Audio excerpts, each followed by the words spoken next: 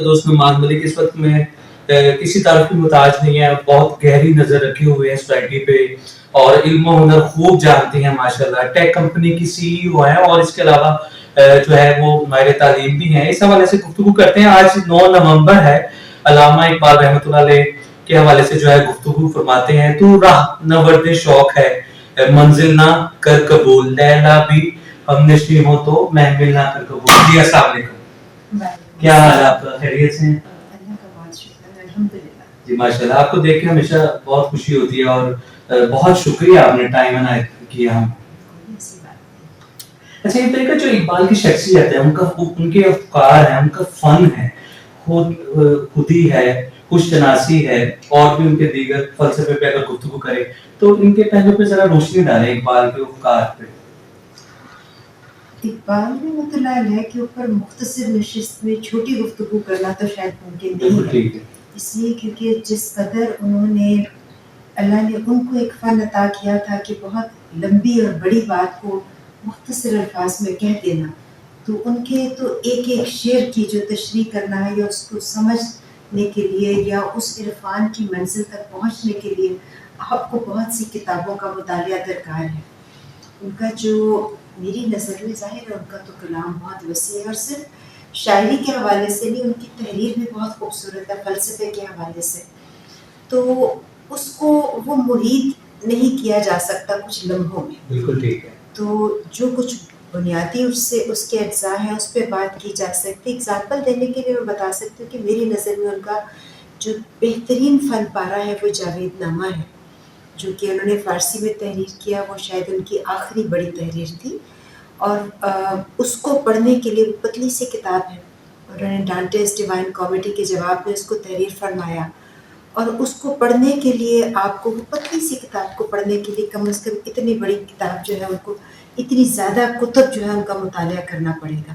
اس کے اندر انہوں نے جس طرح کردار سلیکٹ کیے, وہاں سے لے کر جو گفتار انہوں نے کی, مولانا رومی ان کے اس میں پیر تھے جس کے ہمراہ وہ افلاک کا سفر طے کرتے کرتے اللہ سبحانہ تعالیٰ کی ذات سے ہم کلام ہوتے ہیں, اور مختلف سیاروں کے اوپر وہ مختلف کرداروں سے ملتے ہیں. ان سیاروں کے مزاج کے ساتھ وہاں کردار کون مقیم ہے وہ ان کے اوپر وہ پیش کرتے ہیں. تو کہنا یہ چاہ رہی ہوں کہ ان کے علم کو یا ان کے جو تحریر ہے اس کو ایک مختصر نشست میں کور کرنا بہت مشکل ہے. ان کا جو بڑا فلسفہ ہے جس سے آج ہم بہت دور ہو گئے ہیں, جس کا آپ نے پہلے ذکر کیا, وہ خودی ہے. اور خودی کیا ہے؟ لا الہ الا اللہ. تو خودی جیسی چیز کو اس قوم نے کھو دیا ہے, ان کے پورے پیغام کو کھو دیا ہے. آج بڑے افسوس سے ہے کہ یوم ولادت اقبال ہے اور قوم غیر ضروری مسئلوں میں الجھی ہوئی. جس روز بیٹھ کر ہمیں ان کے اوپر بہت سی باتیں کرنی تھی, اس روز ہم اسموگ پہ بات کر رہے ہیں, چھوٹے چھوٹے روزمرہ کے مسائل پہ بات کر رہے ہیں.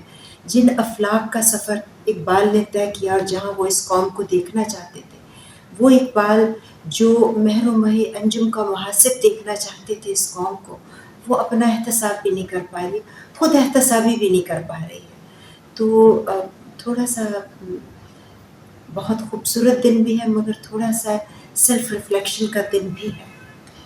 جی تیجا فرماتے ہیں تار ہو, رومی ہو, راضی ہو, غزالی ہو, کچھ ہاتھ نہیں آتا بے آہ سحر گاہی. یہ بتا دیجئے بے آہ سحر گاہی کیا ہے؟ بے آہ سحر گاہی, بھائی وہ قوم جو کہ سحر خیزی سے محروم ہے, اس کو میں آداب سحر گاہی کیا بتاؤں. آج کل تو میرے خیال میں اگر بچوں سے پوچھیں گے کہ سحر خیزی ہے کیا, تو شاید وہ بھی نہ سمجھ پائیں. تو مگر اس میں نالائکی ہمارے بچوں کی نہیں. اقبال کبھی بھی اپنے قوم کے جوان سے مایوس نہیں تھے, وہ پیروں سے ہی مایوس تھے. تو آداب سحر گاہی آپ بتائیے کہ آپ کی نظر میں کہاں سے شروع ہوتے ہیں؟ صبح کا وقت جو ہے وہ نور و پیر کا وقت ہے. یہ رات کی تاریکی سے خدا سبحانہ تعالیٰ کی ذات جو ہے تاریکی سے سحر کو لے کر آتی ہے. ہر روز کا آغاز ہوتا ہے ایک امید کے پیغام سے. ٹھیک ہے. تاریکی میں سے روشنی کا سفر جو ہے یہ ایک بڑا خوبصورت عمل ہے, اور ہر روز انسان کے لیے ایک نیا پیغام ہے. بالکل صحیح مقام کو بھول جائے. صحیح مقام کیا ہے کہ اللہ سبحانہ تعالیٰ کے جو 99 خصائص ہیں ان کو ٹھیک سے سمجھنا اور ان کی سنت کرنا. ان میں ایک بہت بڑی سنت ہے تخلیق کی. اللہ تعالیٰ خالق ہے، مصور ہے. ہمارے معاشرے میں سے استھیٹک ختم ہو گیا ہے، تخلیق کی قوت ختم ہو گئی ہے. کس طرح ہوا کند تیرا نشتر تحقیق، ہوتے نہیں کہ تجھ سے ستاروں کی جگر چاک. ہمارا کام تو رب کی سنت کرتے ہوئے تخلیق کے سفر پہ جانا تھا.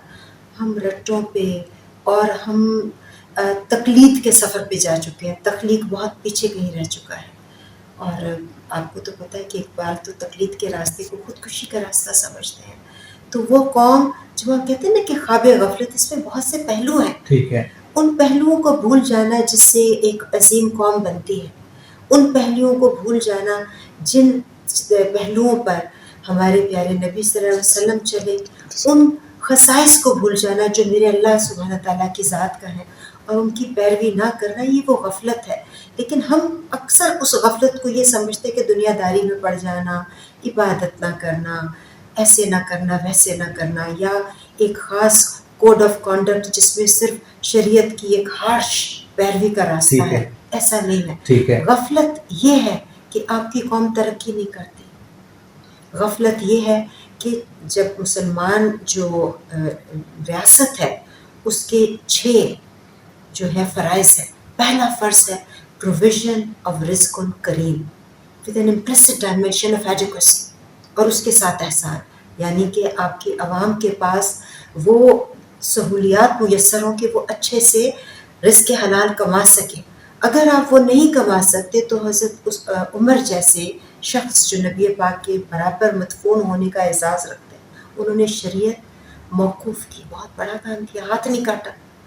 انہوں نے کہا کہ اس کے لیے روٹی، کیونکہ اس نے روٹی کے لیے چوری کیا تو state is direct in duty. یہ وہ غفلت ہے جس کی ہم بات کرتے ہیں. ہم لوگوں نے اپنے فرائض کو بالکل یکسر نظر انداز کر دیا ہے بحیثیت حکومت، بحیثیت عوام. ہمیں ہر ایک کے جو ہے عوامل میں گھسنے کی اور اس پہ تنقید کرنے کی عادت ہو گئی ہے.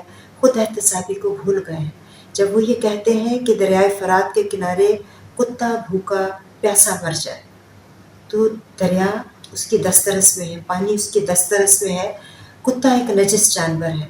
تو ریاست جو ہے وہ ذمہ داری اٹھاتی ہے نجس جانور کی جس کی دسترس میں پانی، اور جب وہ یہ پوری نہیں کر سکتی تو وہ اپنے اس حق کو کھو دیتی ہے، وہ اس استحقاق کو کھو دیتی ہے جس کے اوپر وہ شریعت انفورس کرتے ہیں.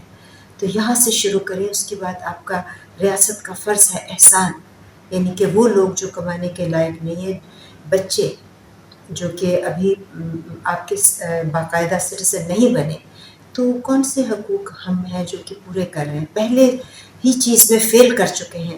ہم ہمیشہ چھٹے پہ جو کہ انفورسمنٹ آف شریعت ہے اس پہ فوکس رکھتے ہیں، اور پہلے 5 سے ہم نے نظریں جو ہیں ادھر ادھر کی ہوئی ہیں.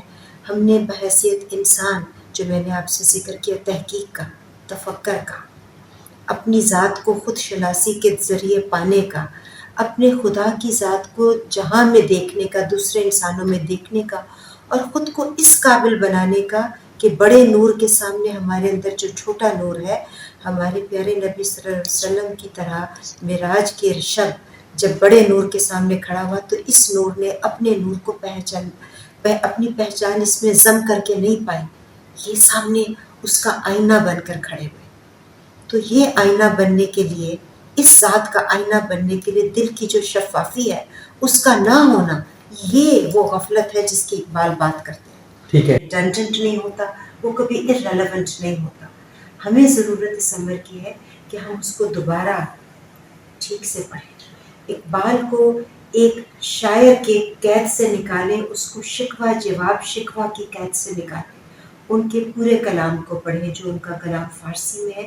اس سے بھی خود کو جو ہے، خود کو نہ صرف خود کو بلکہ قوم کو اس کی جو ہے اس سے روشناس کروائیں، اور اس کی گہرائی میں جا کر یہ جاننے کی کوشش کریں کہ ہم تو اس قوم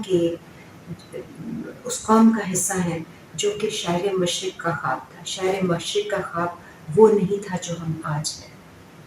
ہمیں اس خواب کو کھونا نہیں چاہیے، اس خواب کو چیز نہ کرنے کے لیے پریکٹیکلٹی اور یہ نہیں ہے وہ نہیں ہے، اگر نہیں ہے تو یہ حاصل کرنا ہمارا اپنا کام ہے بحیثیت قوم، اور ہمارا کام ہے بحیثیت فرد، ٹھیک، کیونکہ جو افراد کی قوت ہے وہی قوم کی قوت ہے، بے شک، اور جو قوم ہے اس کے ساتھ پیوستہ رہنے میں ہی اس شجر کی وہ یعنی کہ اس کی وہ گروتھ ہے جو کہ وہ سایہ دے گی آنے والی نسلوں کو۔ آپ بھی کر دیں، ہاں ہاں، لیکن میں ایک جو جاوید نامہ کا میں نے ٹھیک، پہلے جی ذکر کیا بالکل تھا، بالکل، اس میں وہ بالکل آخر میں جب اللہ سبحانہ تعالیٰ کی ذات سے ان کو ہم کلام ہونے کا شرف حاصل ہوتا ہے تو اللہ سبحانہ تعالیٰ ان سے کہتے ہیں، فارسی میں کیونکہ ہے تو ٹرانسلیشن میں کہہ دیتی ہوں کہ go with the caravan and be the کیراوان۔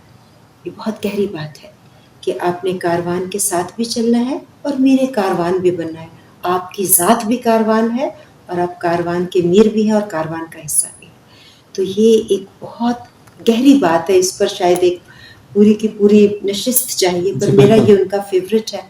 Second favourite بھی اسی میں سے ہے، وہ اس لیے کہنے لگی ہوں کیونکہ میں نے پہلے اس کے بارے میں بات کی ہے، جس میں اللہ تعالیٰ انسان سے مخاطب ہو کے یہ کہتا ہے کہ اگر تم نے مجھ سے تخلیق کی قوت نہیں لی تو تم میرے لیے کافر ہو۔ یہ اس سے بھی بڑی ایک بات ہے۔ تو ہماری قوم میں آج انوویشن اور انوینشن کی کمی ہے، اور انوینشن صرف سائنسی نہیں ہوتی، انوینشن جو ہے وہ اپنے مسائل کا حل آرگینکلی حاصل کرنے کو بھی انوینشن ہی کہتے ہیں، خواہ وہ اقتصادیات میں ہو، خواہ وہ آپ کے پولیٹیکل عمل میں ہو، وہ آپ کے سوشولوجیکل عمل میں ہو، اور ظاہر ہے کہ اپنی زندگی کی چیزیں ٹھیک کرنے کے لیے سائنسی تحقیق بھی آج بھی اتنی ہی ضروری ہے۔ اقبال رحمۃ اللہ یہ بھی فرماتے ہیں کہ turban is no impediment to science. آپ ٹربن پہن کر بھی اپنے طرز زندگی کو چھوڑے بغیر بھی یہ سب تحقیق کر سکتے ہیں، اور اس سے پہلے ہمارے اسلاف جو ہیں وہ کر چکے ہیں۔ الجبر کون تھے؟ البیرونی کون تھے؟ وہ جو انسٹیٹیوٹ آف نالج تھا بغداد میں، وہ کس کا بنایا ہوا تھا؟ جب یورپ ڈارک ایجز میں تھا تو ہم کہاں پر تھے اور آج ہم کہاں پر ہیں؟ اس میں اللہ سے شکوہ کرنے کے بجائے اپنے آپ سے شکوہ کریں کہ ہمیں کہاں جانا ہے۔ ریفلیکشن اور تفکر کے لیے ہے، دن عمل کے لیے ہے۔ سحر ان دو وقتوں کے بیچ کا وقت ہے جو شاید رب سے ہم کلام ہونے کا وقت ہے۔ تو ان سب وقتوں کے اپنے اپنے آداب ہیں، اور ان آداب سے قلندر کی ذات ہی واقف ہو سکتی ہے۔